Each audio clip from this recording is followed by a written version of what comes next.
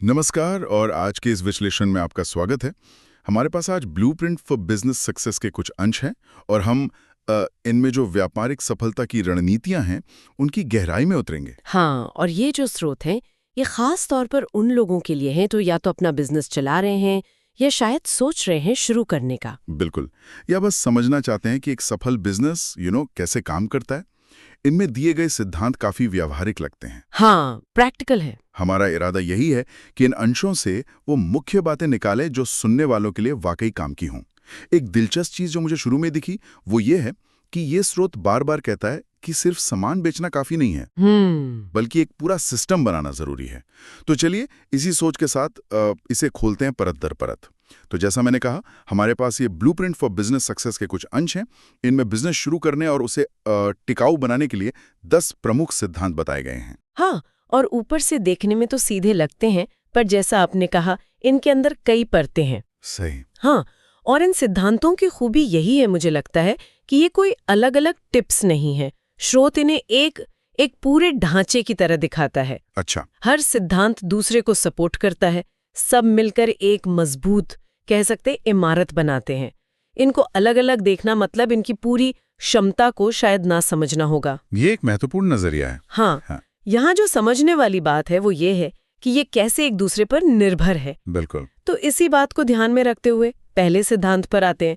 छोटे से शुरू करें, समझदारी से विस्तार करें। स्रोत कहता है कि भाई एक साथ सब कुछ करने की कोशिश मत करो। हाँ, वो अक्सर गड़बड़ हो जाती है। बेहतर है कि किसी एक फोकस्ड प्रोडक्ट या सर्विस पर ध्यान लगाओ। और इसमें जो बारीकी है वो ये है कि शुरू करने से पहले भी एक स्टेप है, टेस्टिंग का। अच्छा। हाँ, स्रोत इस बात पर बहुत जोर देता है कि बड़े स्केल पर जाने से पहले अपने आइडिया को एक छोटे कंट्रोल ग्रुप में टेस्ट करना बहुत जरूरी है। जैसे कौन हो सकते हैं ये लोग? ये आपके दोस्त हो सकते हैं, कोई लोकल मार्केट हो सकता है, या फिर कोई खास ऑनलाइन कम्युनिटी। इससे आपको रियल वर्ल्ड फीडबैक मिलता है बिना ज्यादा रिस्क लिए। या ये वाकई दिलचस्प हो जाता है, क्योंकि ये उस पारंपरिक सलाह से थोड़ा अलग है कि बड़ा सोचो बड़ा करो। हाँ, ये ज्यादा प्रैक्टिकल है शुरू में। ये रिस्क मैनेजमेंट का एक बहुत ही व्यवहारिक तरीका है। हाँ। आप बिना भारी पैसा लगाए पता लगा लेते हैं कि आपके आइडिया में दम है भी या नहीं। हाँ। सोचो पूरी फैक्ट्री लगा दी और बाद में पता चला कि कोई खरीद ही नहीं रहा। हाँ, ये उससे बचाता है। बिल्कुल। और इसी टेस्टिंग और फीडबैक से जुड़ा है दूसरा और शायद उतना ही फंडामेंटल सिद्धांत, अपने ग्राहक को जाने। ओह हाँ, ये तो बहुत ही जरूरी है। स्रोत इसे महज एक अच्छी आदत नहीं बल्कि एक शर्त मानता है बिजनेस की। मतलब ये समझना कि आप बीच किसे रहे हैं, उनकी असली जरूरतें क्या हैं, उनकी रोज की प्रॉब्लम्स क्या हैं, वो खरीदते कैसे हैं, ये सब जानना होगा। हाँ, और स्रोत में ग्राहक प्रोफाइल बनाने का जिक्र है। हाँ, मैंने भी देखा। इसका मतलब क्या है? इसका मतलब है अपने आइडियल कस्टमर की एक साफ तस्वीर बनाना। जैसे उनकी उम्र क्या हो सकती है, इनकम लेवल क्या है, वो किन मुश्किलों से जूझ रहे हैं, उनके गोल्स क्या है। अच्छा, मतलब स्पेसिफिक होना। जैसे क्या वो कॉलेज स्टूडेंट हैं जिन्हें पैसे बचाने हैं, या वो बिजी प्रोफेशनल्स हैं जो सुविधा के लिए ज्यादा कीमत भी दे देंगे। एग्जैक्टली। और इसी प्रोफाइल के बेस पर आप अपने प्रोडक्ट या सर्विस को बेहतर बना सकते हैं और सही मैसेज उन तक पहुंचा सकते हैं। अगर हम इसे बड़ी तस्वीर से जोड़ें तो ये जो कस्टमर सेंट्रिक अप्रोच है, यही आज के कॉम्पिटिटिव मार्केट में टिके रहने का आधार है ना? बिल्कुल। स्रोत का इशारा यही है कि जब आप ग्राहक की नब्ज पकड़ लेते हैं तो आप सिर्फ एक सेलर नहीं रहते, आप एक सोल्यूशन प्रोवाइडर बन जाते हैं। सही कहा। और यही से लॉयल्टी बनती है, लंबे रिश्ते बनते हैं जो सिर्फ एक बार की बिक्री से कहीं ज्यादा कीमती हैं। तो ग्राहक को समझने के बाद बिजनेस की अंदरूनी मजबूती पर ध्यान देना भी उतना ही जरूरी है। ये हमें तीसरे सिद्धांत पर लाता है, नकदी प्रवाह का प्रबंधन करें, कैश फ्लो। हाँ, ये शायद सबसे ग्लैमरस टॉपिक ना हो, लेकिन स्रोत इसे बिजनेस की ऑक्सीजन कहता है। ऑक्सीजन? वाह। हर आने वाले और जाने वाले पैसे का हिसाब रखना, ये तो बस बेसिक है, अनिवार्य है। हाँ, और स्रोत सिर्फ हिसाब रखने को नहीं कहता, वो एक बफर फंड बनाने पे भी जोर देता है, एक इमरजेंसी फंड। अच्छा, ये क्या चीज है? ये वो पैसा है जो धीमे बिजनेस वाले महीनों में या कोई अचानक खर्चा आ जाए, जैसे कोई मशीन खराब हो गई, तब काम आता है। एक तरह का फाइनेंशियल सेफ्टी नेट। सही है। स्रोत का मानना है कि कई बिजनेस सिर्फ इसलिए डूब जाते हैं क्योंकि उनके पास ऐसे मुश्किल वक्त से निकलने के लिए कैश नहीं होता। और इसमें एक बहुत ही ठोस प्रैक्टिकल सलाह भी है, अपने पर्सनल और बिजनेस फाइनेंस को सख्ती से अलग रखें। हाँ, ये बहुत लोग गड़बड़ करते हैं शुरू में। करते हैं। सबसे आसान तरीका है एक अलग बिजनेस बैंक अकाउंट खोलना।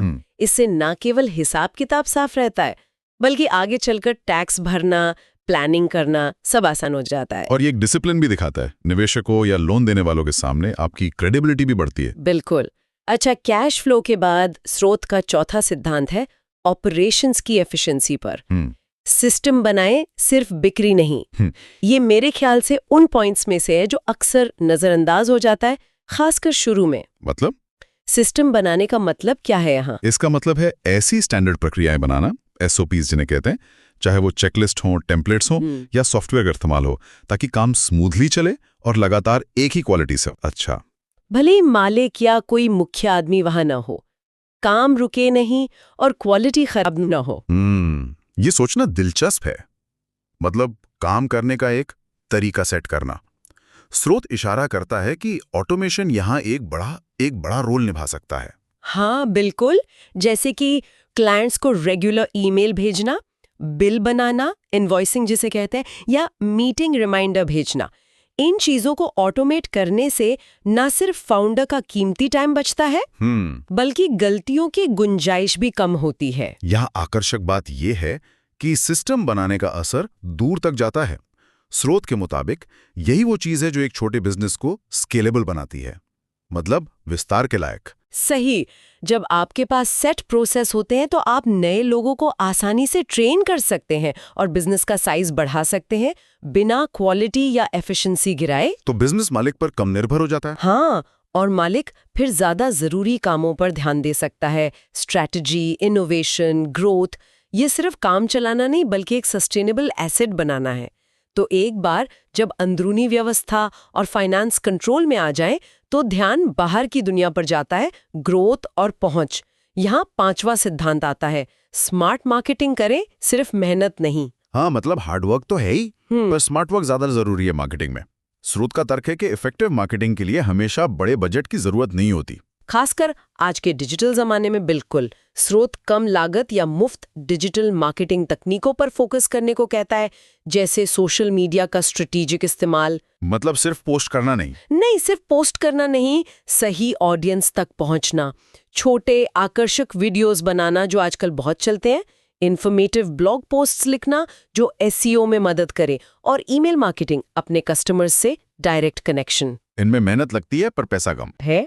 वर्ड ऑफ माउथ, लोगों की आपसी तारीफ और रेफरल्स। हाँ, एक खुश ग्राहक आपका सबसे अच्छा सेल्स पर्सन बन सकता है। बिल्कुल, उनकी सिफारिश पर जो ग्राहक आता है उस पे भरोसा ज्यादा होता है ना, बजाय उसके जो सिर्फ ऐड देखकर आया हो। सही है। और एक और महत्वपूर्ण बारीकी जो स्रोत बताता है वो मार्केटिंग के मैसेज से जुड़ी है। सिर्फ अपने प्रोडक्ट के फीचर मत गिनाओ। तो क्या करें? इस पर फोकस करो कि आपका प्रोडक्ट या सर्विस ग्राहक की कौन सी खास प्रॉब्लम सॉल्व कर रहा है या कौन सी जरूरत पूरी कर रहा है। जब मैसेज सॉल्यूशन फोकस्ड होता है तो वो ज्यादा असरदार होता है। लोग समाधान खरीदते हैं, उत्पाद नहीं। सही कहा। मार्केटिंग के साथ साथ स्रोत छठे सिद्धांत पर भी जोर देता है, नेटवर्क और सहयोग करें। मतलब अकेले अपनी दुनिया में मत रहो, बाहर निकलो, लोगों से जुड़ो। हाँ, स्रोत कहता है बिजनेस कम्युनिटीज में शामिल हो, जैसे लोकल चेंबर ऑफ कॉमर्स या online industry groups. Events, conferences में जाओ, दूसरे एंटरप्रेन्योर्स से एक्टिवली रिश्ते बनाओ। यहाँ सिर्फ क्लाइंट ढूंढने की बात नहीं है। नहीं, बिल्कुल नहीं। यहाँ सीखने की, इंस्पिरेशन पाने की और पोटेंशियल पार्टनर्स या मेंटर्स ढूंढने की भी बात है।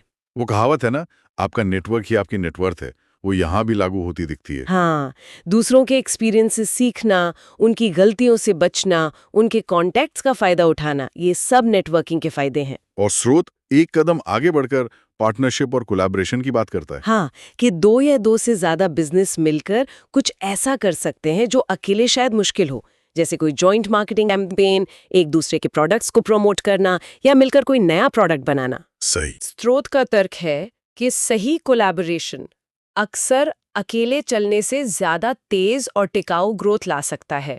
हालांकि स्रोत ये भी कहता है कि सही साथी चुनना बहुत जरूरी है। हाँ वो तो है, वो अपने आप में एक कला विज्ञान है, बिल्कुल। ये तो हुए बाहरी दुनिया से जुड़ने के तरीके। अब वापस स्ट्रैटेजी और माइंडसेट पर आते हैं। 7वां सिद्धांत है मूल्य पर ध्यान दे, सिर्फ कीमत पर नहीं। ये तो क्लासिक सलाह है। हाँ, पर स्रोत इसे गहराई से समझाता है। तर्क ये है कि सिर्फ सबसे सस्ता होने की रेस में उतरना अक्सर आपके प्रॉफिट मार्जिन को खत्म कर देता है, बिजनेस कमजोर हो जाता है। और कोई ना कोई हमेशा आपसे सस्ता बेचने को तैयार हो ही जाएगा। एग्जैक्टली।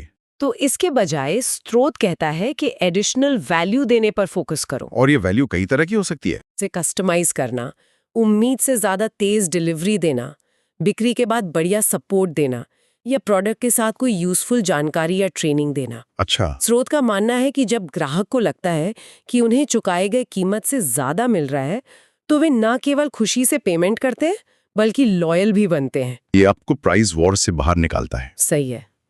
इसी रणनीतिक सोच से जुड़ा है 8वां सिद्धांत, जल्दी से अनुकूल बने, एडेप्टेबल बने। हाँ। स्रोत इस बात पर जोर देता है कि आज का बिजनेस माहौल स्थिर नहीं है।